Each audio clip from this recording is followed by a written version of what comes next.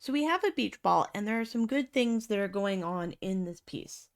We have the sun and thinking about the light source and where the light is coming from. And we have a gradation going from light into dark. And then we have a differentiation between what is white and what would be colorful. But there's a few things that we can add to enhance the sense of the illusion. The purpose of shading is to add value, and adding value to an object defines the form. It gives it the illusion that it is three-dimensional in a two-dimensional space. So when we're looking at a sphere, there's a few things that happen in general lighting situations. We have the light source coming in, and about a little over half the object is going to be in light or in highlight. We have the terminator that moves through the object. That is where the core shadow is the darkest. We have bounce light bouncing off the table back onto the object. And then we also have the cast shadow that a sphere casts on whatever it's sitting on.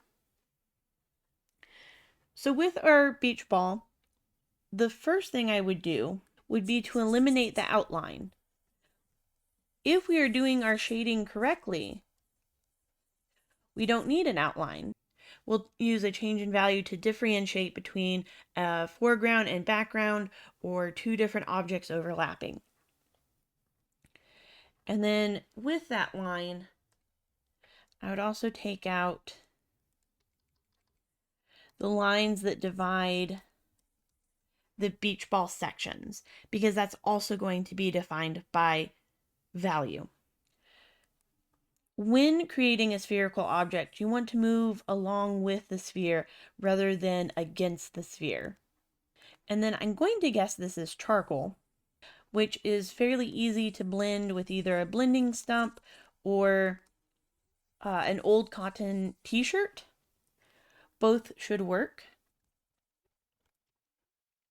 And so I'm going to take that darkest color. It's going to be where the terminator is on the colorful signs. You had it correct that the white is going to have a different set of values than the colorful part. Yeah, usually with a sphere you can do slow circles moving up towards the highest point. But since we have different sections that are different colors, that's going to be a little bit different.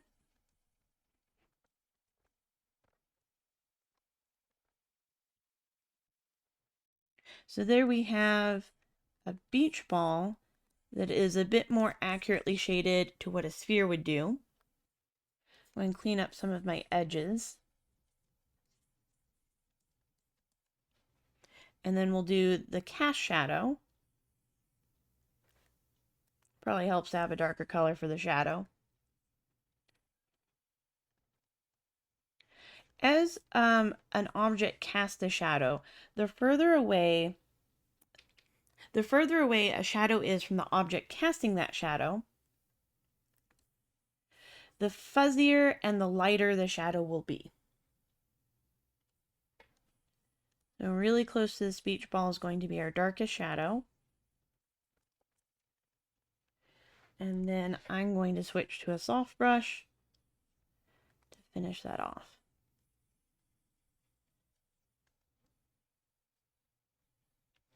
So there we have a rendered beach ball. We have a terminator line going through like so. We have our highlight area, and then we have a little bit of bounce light bouncing off from whatever surface it's sitting on. Since it is a beach ball, the one last thing I would add is a little bit of a highlight right there to kind of show that it's a shinier material. If you found this video helpful, please be sure to give a like. If you have any questions, please leave them down in the comments, and I'll see you in the next one.